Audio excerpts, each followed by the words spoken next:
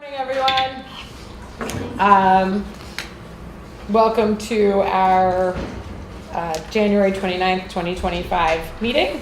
If we could all stand for the flag salute. Commissioner Z. I pledge allegiance to the flag of the United States of America and to the republic for which it stands, one nation, under God, indivisible, with liberty and justice for all. Thank you. Madam Secretary, will you please read the public notice statement? Good morning. Adequate public notice has been given pursuant to the Open Public Meeting Act. Notice has been posted at the board's office and website and emailed to the Department of State and to newspapers of broad circulation within the state. Thank you. And can we have a roll call, please? Commissioner Crisostomo. Here? Commissioner Abdu. Here. Commissioner Baines. Here. And President Gold-Segovia. Here. And our next public meeting is? The next regular board meeting will be held on Wednesday, February 12th, 2025. It'll be a hybrid meeting in person at the board hearing room at 44 South Clinton Avenue, Trenton, and live streamed via YouTube. Great, thank you. We will not have an executive session today. So start with a few remarks from me and then open to my colleagues, and then we will go right into the consent agenda. So just want to start off recognizing some of the federal actions that we've seen take place over the last few days. We know that there is a considerable amount of uncertainty related to these actions and what they mean for New Jersey's residents and families and businesses. Under the governor's leadership and in collaboration with our sister agencies, including the Attorney General's office, we will do anything we can to ensure these actions don't bring any harm to New Jersey residents. Programs like LIHEAP, which is the Low Income Energy Assistance Program, provides critical energy bill assistance for low-income residents, was frozen. But fortunately, we have the winter termination program. So if customers cannot pay their utility bills during these colder months, they cannot be shut off for non-payment. We want to make sure that all customers are aware of that program and they can reach out to the BPU for assistance in signing up for that, assuming that they are eligible, and the eligibility is pretty broad. So we want to make sure that program is available for everyone. We also, as folks know, there were a number of grants that were secured to support things like community solar, energy efficiency, and broadband expansion. And this funding is really critical to help ensure that we can grow our economy and provide services to our residents. And so we will continue to ensure that we can make those things available. I know it sounds a little dire, but let's be reminded that New Jersey has and will continue to advance our clean energy goals, help to reduce utility bills, and provide economic opportunities. And these announcements come on the heels of a major celebration last week, which I just want to highlight. In Secaucus, we were joined by county and municipal leaders, the business community, environmental activists, to celebrate a very significant milestone that New Jersey achieved in this administration. And that was crossing 5 gigawatts of installed solar capacity. Thank you. Yes. So we have more than doubled the amount of solar that we had prior to when Governor Murphy took office. Not only have we installed record-breaking amounts of solar, but we've also reduced the cost of solar by half since 2018. Means double the solar for half the price. I feel like that's like a gum commercial. It's a tremendous policy achievement. It supports thousands of jobs. And many of this progress occurred during the previous administration of President Trump. So we know that we can move forward on our clean energy goals. The pipeline for solar projects is really robust. We awarded 300 megawatts of the cheapest solar that we ever have through our competitive solar incentive program.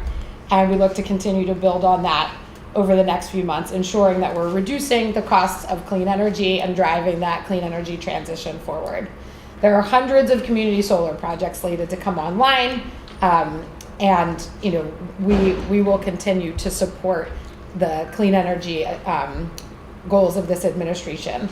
And so I just want to acknowledge, the staff who have worked on all of these issues, my colleagues. This has been, and to use a pun, this is really a shining bright spot in the last few weeks to celebrate that achievement, and it is not without a lot of effort. I think New Jersey has and will continue to advance the clean energy economy and make those priorities come to fruition. So just really appreciate everyone's efforts on that. We're going to continue to lead on this issue and move forward. Any opening remarks? Sure. Madam President, Commissioners, and colleagues, thank you very much for being here today. And I concur that we have very challenging times ahead of us, but we are undeterred in our commitment to these very important goals that we've set out. Governor Murphy has set out important goals. Our state is leading the way, and we will continue to lead the way, even in the face of certain headwinds. That being said, I'd also like to reflect a moment for that bitterly cold weather we had recently. And although no one may have noticed, we had used a winter peak that is the largest winter peak load that we've had in PJM history, 145 gigawatts almost. And PJM responded perfectly. They knew the weather was coming. They reached out to their generators. They certainly learned the lessons from Winter Storm Elliott, and we're very appreciative of the partnership that we have with PJM to make sure that real extreme weather events like the one we experienced just last week are unnoticed by ratepayers and consumers, and that's very important. And I'm very happy that the lessons that they learned were taken to heart. And although I usually quote only Greek philosophers, I'll reflect on Confucius for a moment, who said that there are three ways to learn. One is through reflection, which is the noblest, through observation, which is the easiest, and through experience, which is the bitterest. In Winter Storm Elliott, it was bitterly cold, and we learned the bitter lesson of that experience.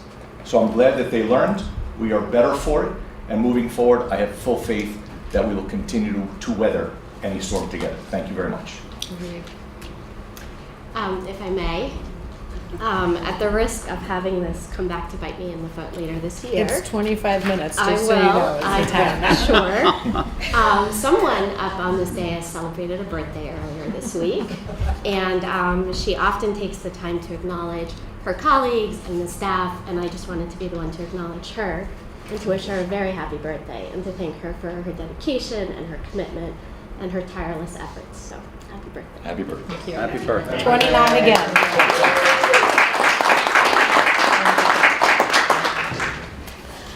Okay, 25 minutes. Stacy, no, consent agenda. Sorry, skipping right over that. All right, we don't have an executive session. It feels so unusual, actually. So we're still here. Madam Secretary, if you could please call the consent agenda. On consent agenda item 9A. So moved. Couldn't even take a drink yet. Roll call, please. Commissioner Crystal DeLune? Yes. Commissioner Abdul? Yes. Commissioner Page? Yes. And President Gosadobi? Yes. All right, let's go to the regular agenda. Stacy, ball's in your court. I'm working on it. Good morning, Commissioners. Good morning, Madam President. On January 26th of 2023, Public Service Electric and Gas filed a petition seeking approval to modify the manufactured gas plant remediation component within its societal benefits charge to recover costs incurred during the remediation adjustment period, August 1st, 2021 through July 31st, 2022. Following review of the petition, conducting discovery and discussions, the parties have executed stipulation resolving the matter. As a result of the stipulation, a typical residential customer will see a decrease in their monthly bill of 5 cents, and a typical residential gas customer will see an increase in their monthly bill of 10 cents. Staff recommends that the board issue an order approving the stipulation and directing PSE&G to file revised tariffs by February 15th. So moved. Questions or comments? Roll call, please. On the motion to approve staff's recommendation, Commissioner Crystal DeLune? Yes. Commissioner Abdul? Commissioner Page? Yes. And President Gosadobi? Yes. Stacy, 2B. On November 8th of 2024, PSE&G filed a petition seeking approval to maintain the refund of excess collections credit rate component of its ZEC charge at 0. On January 15th, Rate Counsel filed comments indicating that it did not oppose PS's request. Based on the request in the petition, customers will see no impact to their bills. Staff recommends the board authorize PS to maintain its RECCR rate at 0 and direct PS to file revised tariffs by February 15th. So moved. Second. Questions or comments? That acronym, can't we find a way to actually say it? I mean, we tried to.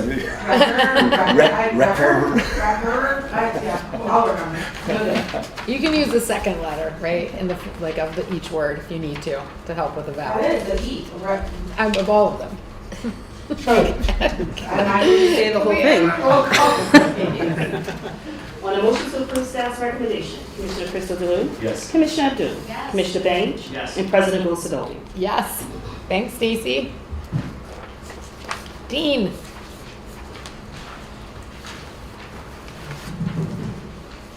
Good morning, Madam President and Commissioners. Good morning.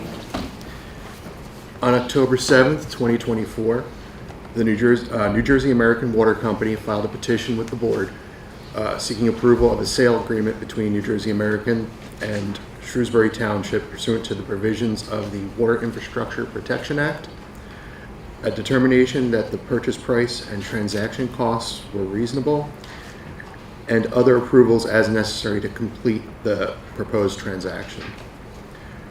Prior to this filing, the township submitted an emergent condition report and an asset value report to the New Jersey Department of Environmental Protection. On January 21st, 2023, the DEP issued a determination that approved the township's certification as to the existence of emergent condition number 4, indicating a lack of historical investment, maintenance, or repair of the system. On July 9th, 2024, the township adopted resolution number 2024-69, authorizing the township to sell the system to New Jersey American Water and authorizing the company to file the petition with the board for approval of the sales agreement.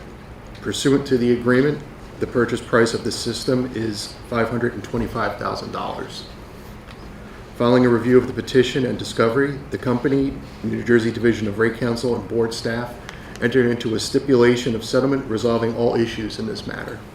Staff recommends that the board issue an order adopting the stipulation. So moved. Questions or comments? Dean, just a quick question. The WIPA process is something relatively new. Hasn't been used very often. So This it's is kind of putting into relatively new. It's been used once before. It's been around for a little while.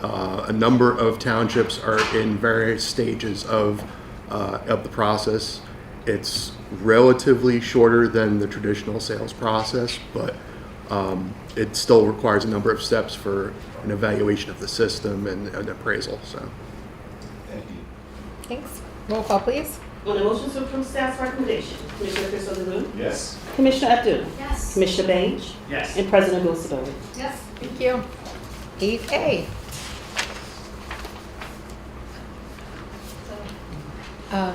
Rachel? No, it says Rachel on my list. No, sorry, Ben's. Forgive me, That's okay. I had a ZP. Good morning, Madam President and Commissioners. Good morning. On July 29th, 2021, DSM Nutritional Products filed a petition with the New Jersey Board of Public Utilities requesting that the board direct Jersey Central Power and Light to net meter the electricity produced by an on-site solar facility owned by DSM and to provide DSM with a retail credit on its electric bill for the energy produced by the solar facility since the date it commenced operation. On December 1st, 2021, the board issued an order retaining the matter at the board for hearing, designating then President Joseph Fiordalizo as the presiding commissioner and granting JCP&L's motion to intervene.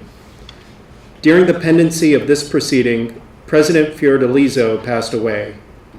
Thus, board staff now recommends that the board designate Commissioner Marian Abdu as the presiding commissioner over this matter. So moved. Questions or comments? Roll call, please. On a motion to approve staff's recommendation, Commissioner Crystal Delune? Yes. Commissioner Abdul? Yes. Commissioner Bain? Yes. And President Bill Sidoti? Yes, thank you. 8B. that time. Z, the ball's in your court now, so. I will do my best. Chances are we'll make it. Madam President and Commissioners, this agenda item concerns 110 petitions, which collectively represent 381 projects that are requesting entry into the administratively determined incentive program, or the ADI program.